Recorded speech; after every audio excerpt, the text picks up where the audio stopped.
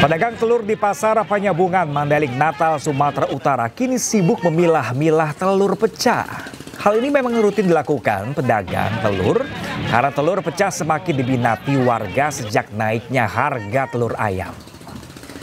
Kenaikan harga telur ayam sudah terjadi sejak 3 pekan terakhir. Naiknya cukup tinggi, mencapai Rp5.000 atau kini dijual seharga Rp55.000 per raknya. Pedagang mengaku sejak kenaikan harga, penjualan telur ikut merosot. Warga meminta pemerintah segera bertindak menstabilkan harga kebutuhan pokok karena beban ekonomi warga yang masih berat saat ini.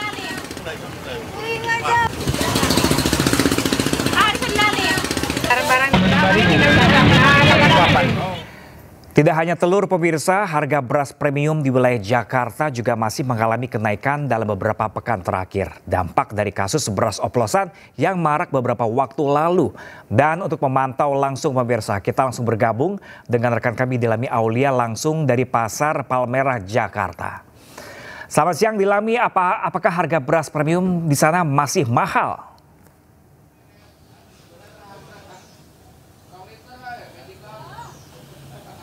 Ya, selamat siang Pram dan juga pemirsa. Kalau saya laporkan ya untuk harga beras premium masih mengalami kenaikan, yakni ada di angka Rp15.000 hingga Rp17.000 tergantung jenisnya. Dan ini juga harganya jauh lebih tinggi ya dibandingkan dengan harga eceran tertinggi, yakni di angka Rp14.900 per kilogramnya. Kemudian selain beras premium juga Pram, beras medium juga mengalami kenaikan, yakni ada di angka Rp14.000 per kilogram dari HET yang ditetapkan pemerintah di angka Rp13.500 per kilogramnya. Nah, memang kenaikan harga beras ini sudah berangsur-angsur beberapa pekan ke belakang.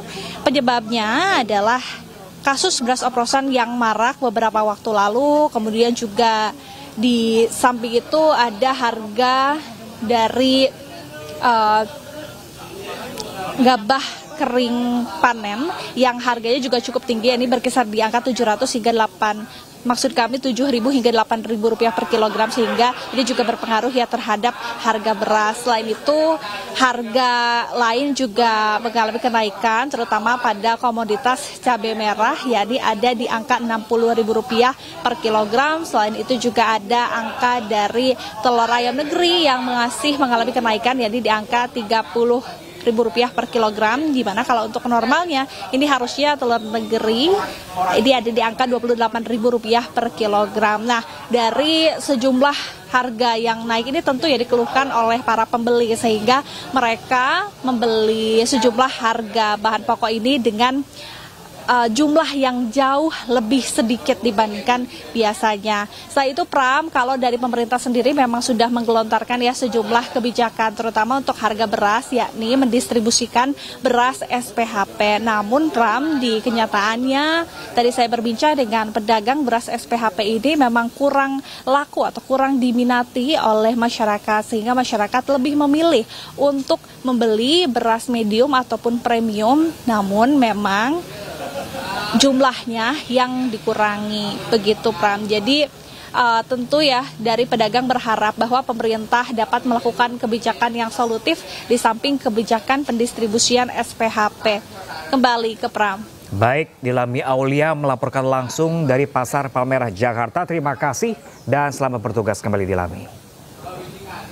Sementara itu pemirsa, seorang pekerja galian tanah yang memasang alat deteksi gempa proyek Badan Riset dan Inovasi Nasional atau BRIN tewas tertimbun longsor. Korban diduga tidak dapat menyelamatkan diri saat tanah sedalam 3 meter tiba-tiba longsor.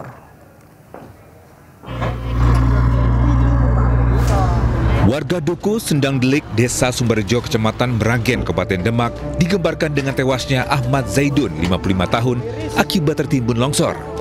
Tanah yang digali bersama 2 orang rekannya saat memasang alat deteksi gempa mendadak longsor dan menimbunnya. Proses evakuasi menggunakan alat berat pun berlangsung dramatis. Korban tertimbun di dalam tanah sedalam hampir 4 meter dan berhasil ditemukan 4 jam setelah longsor terjadi. 2 orang berhasil menyelamatkan diri, sempat berusaha menolong korban. Namun beberapa kali longsor susulan terjadi dan membuat tubuh korban sempat hilang tertimbun.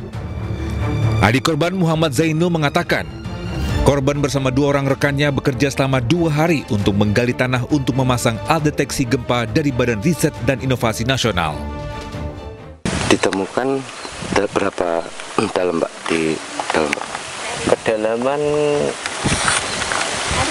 3 meteran. 3 meter. Dari Polsek untuk mengevakuasi, kita mengupayakan alat berat untuk membantu untuk melakukan pencarian dari jam 4 sore dan diketemukan jam 7 malam. Hingga saat ini, kasus longsor galian tersebut masih dalam penanganan Satreskrim Polres Demak. Dari Demak, Jawa Timur, Ali Agus Saputra, iNews melaporkan. 3 teknisi Telkom tersengat listrik saat sedang memasang tiang di Mamuju, Sulawesi Barat. Tiang yang didirikan menyentuh jaringan listrik tegangan tinggi sehingga korban tersetrum dan terjatuh dari ketinggian. Ambulans, tolong awas saya, laki-laki itu. Beginilah detik-detik 3 teknisi Telkom tersetrum listrik saat sedang bekerja di halaman salah satu rumah warga di Mamuju, Sulawesi Barat. Ketiganya pingsan dan dievakuasi warga ke puskesmas. Naas, seorang teknisi meninggal dunia sementara 2 orang lainnya terluka. Adapun peristiwa bermula saat ketiga teknisi sedang memasang tiang. Namun tiang yang dipasang tanpa sengaja menyentuh jaringan listrik tegangan tinggi. Akibatnya ketiga korban tersengat arus listrik dan terjatuh. Satu orang diantaranya atas nama Anhar dinyatakan meninggal dunia. Sementara 2 orang masih sementara perawatan di Puskesmas Toporet. Kini kedua korban luka masih dirawat intensif, sementara korban tewas telah diserahkan ke pihak keluarga. Dari Mamuju, Sulawesi Barat, Fendi, iNews melaporkan. Kembali bersama kami di iNews Siang, pemirsa. 2 kendaraan dinas pejabat berplat nomor merah terekam warga menerobos jalur khusus busway di Kebayoran Lama, Jakarta Selatan. Sontak aksi tak terpuji itu mendapat komentar negatif ribuan warganet. 2 kendaraan berplat nomor merah atau mobil dinas terekam kamera nekat melaju di jalur koridor 13 yang seharusnya hanya diperuntukkan untuk bus Transjakarta saja. Salah satu warga mengaku kejadian saat dirinya tengah menunggu kedatangan bus Transjakarta di halte Kebayoran Lama pada pukul 6.30 pagi. Tiba-tiba mobil yang diduga milik seorang pejabat beserta pengawalnya lewati jalur yang seharusnya tidak boleh dilalui kendaraan pribadi. Sontak video ini viral dan ditanggapi ribuan komentar negatif warganet. Namun hingga kini belum diketahui kendaraan dinas itu milik siapa. Gubernur Jakarta Pramono Anung pun merespon kejadian ini usai viral. Ia menyatakan jika pengendara yang melakukan pelanggaran ini pasti akan mendapatkan ejekan dari masyarakat. Kemudian menggunakan jalur busway dan sebagainya. Dan ini pasti dibully lah oleh publik. Eranya sudah era digital, sehingga orang dengan sangat gampang untuk mengetahui. Dan saya berdoa mudah-mudahan yang menggunakan plat merah itu ketahuan. Pramono juga mengingatkan jika di era digital saat ini, seseorang bisa dengan mudah menjadi sorotan publik, apalagi dia pejabat negara. Tim Liputan iNews melaporkan. Kepala Pusat Penerangan TNI Brigjen Marinir Freddy Ardiansyah angkat bicara soal mobil dinas yang masuk ke jalur busway di Kebayoran Lama, Jakarta Selatan. Pihaknya mengaku masih menelusuri kebenarannya.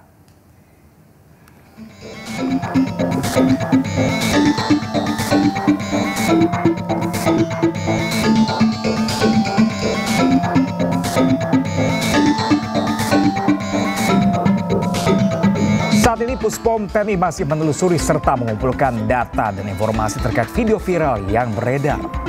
Pihak TNI juga menegaskan bagi prajurit dengan kendaraan dinas TNI dan melanggar aturan lalu lintas tentu akan ditindaklanjuti sesuai ketentuan yang berlaku.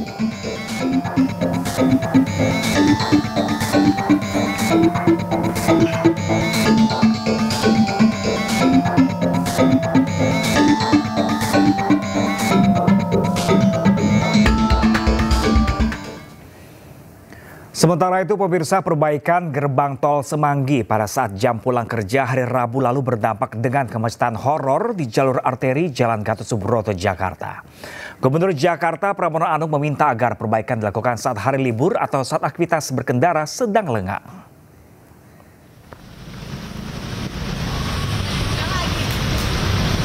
Pramono telah meminta Dinas Perhubungan untuk berkoordinasi. Jadi tidak dilakukan ketika jam banyak masyarakat yang sedang menggunakan moda transportasi seperti berangkat dan pulang kerja. Selain itu, Pramono juga meminta PT Jasa Marga bertanggung jawab atas dampak kemacetan horor di Jalan Gatot Subroto. Sebelumnya pada Rabu malam lalu, kemacetan horor terjadi di arteri Jalan Gatot Subroto mengarah Semanggi dan Kuningan hingga Penjompongan saat jam pulang kerja. Biang kerok kemacetan akibat adanya perbaikan sejumlah gerbang tol yang rusak saat unjuk rasa akhir Agustus lalu.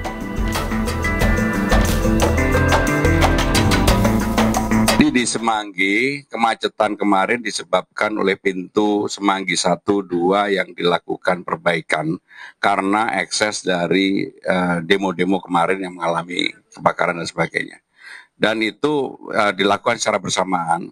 Jadi tadi saya sudah minta kepada Dinas Perhubungan untuk mengkoordinasikan, jangan lagi dilakukan ketika jam banyak masyarakat sedang bertransportasi, berangkat pulang kerja, kemarin kan pulang kerja.